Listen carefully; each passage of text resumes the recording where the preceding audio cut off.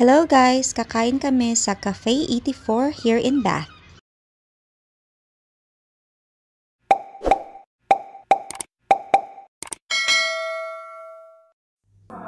Hello guys! Welcome back to my channel. My name is Zai and we are here at Cafe 84 para mag-dinner with my husband. And I was told na masarap daw ang mga pagkain dito. They have variety of options from pizza, pasta, risotto, at kung ano-ano pa. And meron din silang mga wines, and you name it. Hindi naman ganun kamahalan yung presyo. Sakto lang, nagre-range siya around 15 pounds and up. And I could say na para sa akin, worth it naman. So makikita nyo later kung gaano kalaki yung servings nila.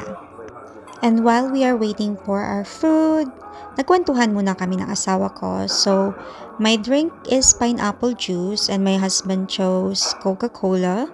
Just a story on the side, wala talaga kami dapat balak kumain ng dinner kasi medyo busog pa kami sa kinain namin nung lunchtime. Pero gusto kasi talaga naming itry ito. Plus, my husband love pizza.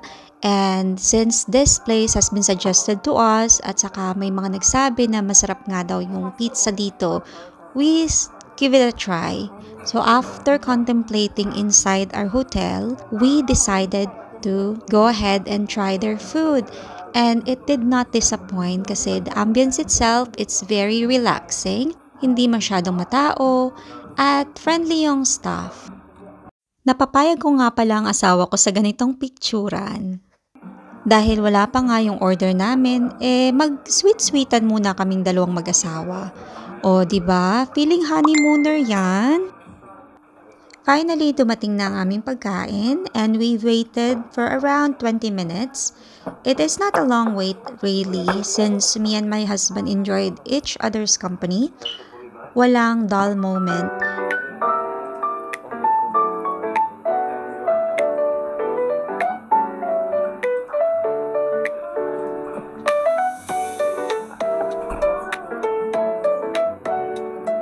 At syempre, dahil Pinay tayo, hindi pwedeng kumain agad hanggat walang picture ang aming food and picture with our food.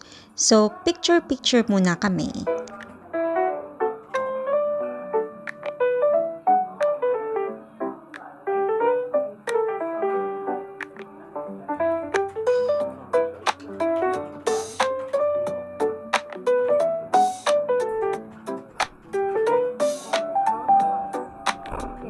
Ito nga pala ang order namin. I have a beef lasagna with chips on the side.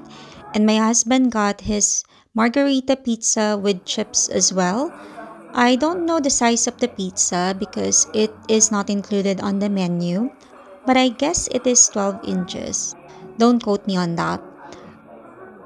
I'm not sure and we forgot to ask if the beef lasagna and the pizza are freshly made. Pero kung titingnan mo kasi siya, ang sarap niyang tingnan.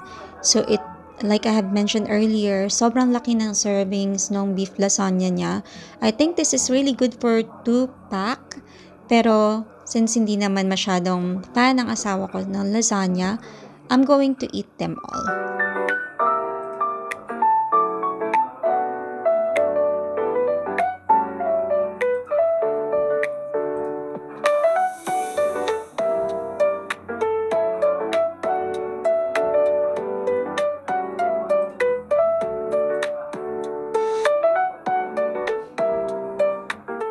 I really enjoyed the beef lasagna. It has a lot of beef, savory, and tangy at the same time.